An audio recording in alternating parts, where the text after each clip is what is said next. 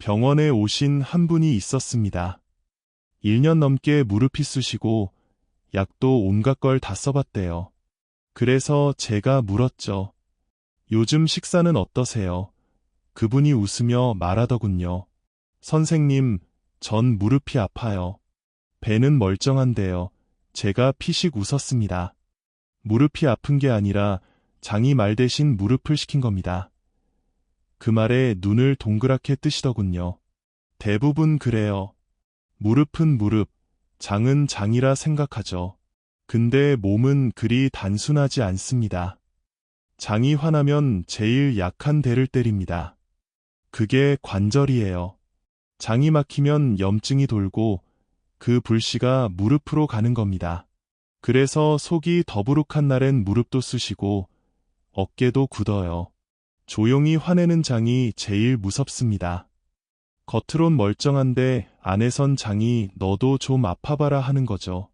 장과 관절이 무슨 상관이냐고요? 아주 많습니다. 장은 단순히 음식을 소화시키는 파이프가 아니라 몸 전체 염증의 스위치를 쥐고 있는 본사예요.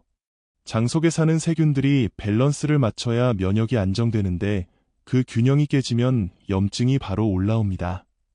그런데 그 염증, 절대 장 안에만 머물지 않습니다. 혈액을 타고 온몸을 돌죠. 제일 약한 곳, 제일 오래 쓴 곳, 거기에 불이 붙습니다. 그게 무릎이든 허리든 어깨든 상관없어요. 결국 장이 나빠지면 관절이 대신 고생합니다. 그런데 사람들은 관절이 아프면 연골 탓, 나이 탓만 하죠. 웃긴 건 장이 좋아지면 무릎 통증이 줄어든다는 겁니다. 실제로 장내 세균이 건강할수록 염증 수치가 낮아져요. 몸이 덜 붓고 관절이 유연해집니다. 그런데 이걸 듣고도 다들 말하죠. 그럼 뭐 먹으면 돼요? 여전히 빨리 낫는 법만 찾습니다. 장이 화나서 관절을 혼내고 있는데 사람은 약 하나로 해결하려고 해요. 그게 문제죠. 몸은 시스템인데 사람은 부품으로만 봅니다. 몸은 똑똑한데 주의는 너무 급해요. 장이 보내는 신호는 의외로 단순하지만 대부분은 못 알아챕니다. 첫 번째, 관절이 기분 따라 아프다. 음식을 아무렇게나 먹고 속이 더부룩한 날엔 무릎이 더 쑤시죠. 두 번째, 몸이 자꾸 붓는다. 장이 막히면 수분이 빠져나가지 못해 손, 발, 얼굴까지 붓습니다. 세 번째, 피로가 깊어진다. 아무리 자도 개운하지 않고 낮에도 멍합니다. 네 번째, 관절이 뻣뻣하다. 염증이 돌기 시작하면 근육이 긴장해서 움직임이 둔해집니다. 다섯 번째, 소화가 자주 꼬인다. 설사, 변비, 가스, 이건 단순한 위장 문제가 아니라 관절로 가는 염증의 신호입니다. 여섯 번째, 입냄새나 피부 트러블이 생긴다. 장이 막히면 독소가 밖으로 새죠. 그리고 일곱 번째, 약이 예전처럼 안 듣는다. 몸이 이미 내부 염증으로 꽉 차 있어서 약이 들어갈 틈이 없습니다. 이런 신호들이 모이면 그건 장이 이제 나 좀 봐라 하는 겁니다. 하지만 사람들은 여전히 무릎에 파스 붙이고 끝내죠. 진짜 고장은 안 보이는 데서 나는데 보이는 데만 치료하니까요. 듣기엔 별거 아닌 것 같죠? 근데 몸은 다 알고 있습니다. 안에서부터 화가 나 있을 뿐이에요. 몇 해 전 진료실에 60대 중반 여성 한 분이 오셨습니다. 무릎 통증으로 몇 달째 고생 중이라며 진통제, 영양제, 찜질 올다 해봤지만 소용없다고 했죠. 그런데 진찰해보니 이상하게 무릎보다 배가 먼저 단단했습니다. 그래서 제가 물었죠. 혹시 요즘 변비나 속 더부룩함 있으세요? 그분이 깜짝 놀라며 말했습니다. 어떻게 아셨어요? 며칠째 속이 꽉 막힌 느낌이에요. 저는 웃었습니다. 그게 바로 무릎이 아픈 이유예요. 장이 꽉 막히면 염증이 돌고 그 불씨가 무릎까지 번져요. 그분은 믿지 않았죠. 하지만 제가 식습관부터 바꾸자고 했습니다. 물을 충분히 마시고 식이섬유를 늘리고 유산균을 챙기시라고요. 3주 뒤 그분이 다시 오셨는데 이렇게 말했습니다. 무릎이 덜 아파요. 아침에 일어날 때도 덜 뻣뻣하고요. 저는 속으로 피식 웃었습니다. 약이 아니라 배가 풀린 겁니다. 몸은 생각보다 단순합니다. 안이 막히면 밖이 아프고 안이 풀리면 밖도 편해집니다. 장은 입이 없으니까 무릎을 대신 시켜 말하는 거예요. 그래서 제가 환자분께 한마디 덧붙였죠. 앞으로 무릎이 쑤시면 약보다 변비약을 먼저 생각하세요. 그분이 깔깔 웃었죠. 웃으면서 말했습니다. 선생님, 진짜 실용적인 처방이네요. 그렇죠. 몸은 솔직하거든요. 장이 건강할 때와 나쁠 때 몸은 확연히 다릅니다. 장이 깨끗하면 염증 수치가 내려가고 관절이 부드럽게 움직입니다. 반대로 장이 막히면 피가 탁해지고 염증이 올라옵니다.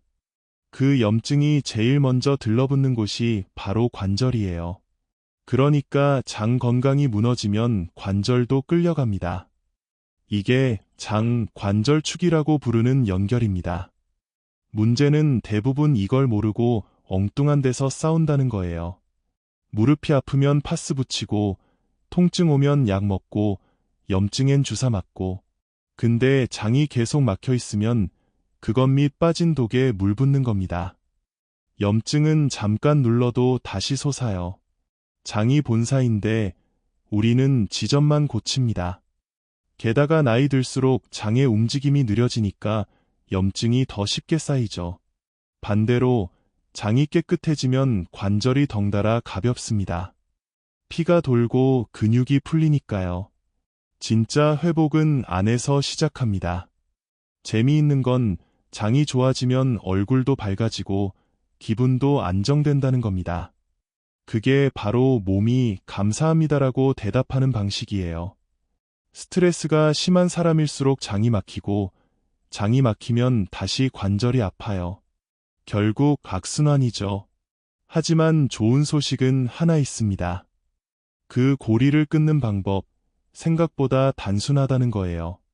장이 풀리면 관절도 풀립니다. 방법은 어렵지 않습니다. 첫째, 하루에 물 6에서 8잔을 나눠 마시세요. 장이 움직이려면 윤활이 필요합니다. 둘째, 식이섬유를 챙기세요. 채소, 김치, 미역 같은 자연식이 장의 빗자루 역할을 합니다. 셋째, 유산균을 섭취하세요. 약이 아니라 좋은 세균을 다시 채워 넣는 거예요. 넷째, 너무 깨끗하게만 먹지 마세요. 지나친 소독, 살균 음식은 장을 게으르게 만듭니다. 다섯째, 스트레스를 풀어야 합니다. 장은 기분에 민감해서 속상하면 바로 멈춥니다. 여섯째, 10분만이라도 움직이세요. 걸으면 장이 흔들리고 피가 돕니다. 마지막으로 배를 따뜻하게 하세요. 냉장 음료, 찬밥, 야른 옷 이 세 가지가 장을 얼립니다. 장이 따뜻해야 피가 돌고 피가 돌아야 관절이 삽니다. 어떤 분은 그래요. 그거 다 귀찮아요. 근데 웃긴 건 귀찮아서 안 하면 더 큰 귀찮음이 기다립니다. 약, 병원, 주사 그게 진짜 번거롭죠. 몸은 돌려주기 좋아하는 친구입니다. 주면 받고 버리면 막힙니다. 그러니 오늘은 배를 위해 한 가지라도 해보세요. 물 한 잔, 천천히. 그게 관절에 보내는 첫 번째 선물입니다. 결국 관절을 살리는 건 약이 아니라 장을 돌보는 습관입니다. 장이 깨끗해야 피가 맑고 피가 맑아야 관절이 부드럽습니다. 몸은 늘 안에서부터 회복합니다. 그러니 다음에 무릎이 쑤실 때는 먼저 배를 만져보세요. 차가운지 답답한지 그게 답입니다. 장이 풀리면 관절이 웃습니다. 약보다 느리지만 훨씬 오래 갑니다. 급할수록 돌아가라. 천천히라도 안전이 먼저입니다. 괜찮다고 느끼시면 살짝 저장해 두시거나 가족에게 전해주세요. 필요할 때 조용한 한마디가 큰 도움이 됩니다.